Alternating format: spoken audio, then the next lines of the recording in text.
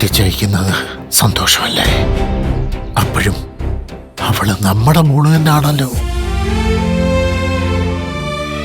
അംബികെ, നിനക്ക് ചിന്തിക്കാൻ കഴിയുമോ? ഒരു ദിവസം മോളുടെ അച്ഛനും അമ്മയും ഇവിടെ വന്ന് മോളെ ചോദിക്കുന്നത്? അച്ചേട്ടാ, ഇങ്ങനെ തലച്ചോറ് വിളക്കണ വർത്തമാനം പറയല്ലേ. ഞാനതൊന്നും ഓർക്കാതിരിക്കൂ. എന്നതൊന്നും ഓർമ്മിപ്പിക്കണ്ട.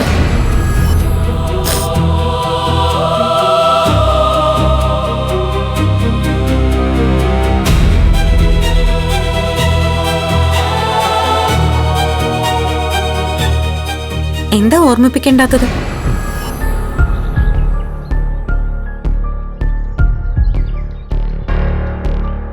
ഞാനും കൂടി അറിയട്ടെ ആ രഹസ്യം.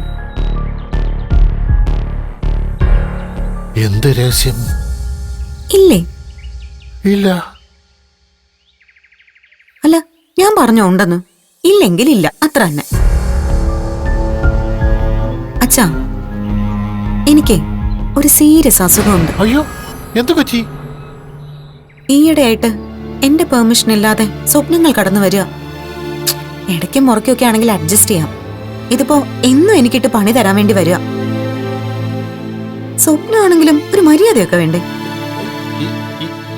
ഇന്ന് വെളുപ്പിനും കണ്ടോ? കണ്ടു.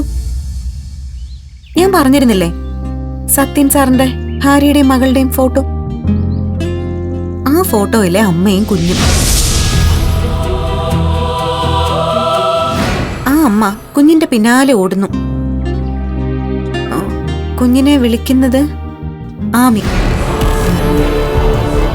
അത്രയും കണ്ടപ്പോ ഞാൻ ഉണർന്നു. സത്യൻ സാറിന്റെ ഭാര്യയും മകളെയും കാണാതെ പോയതാ. സത്യൻ സാറിന്റെ കാര്യം കഷ്ടാ. ഓർമ്മകളിൽ മുഴുവനും ഭാര്യയും മകളും.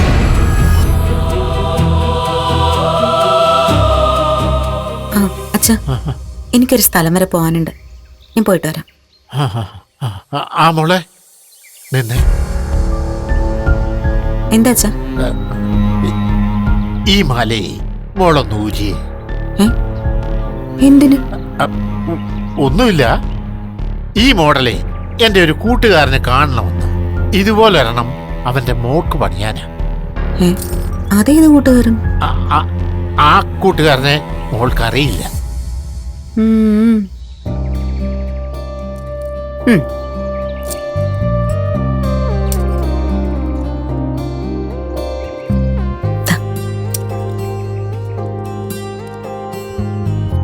പോയിട്ട് വരാം.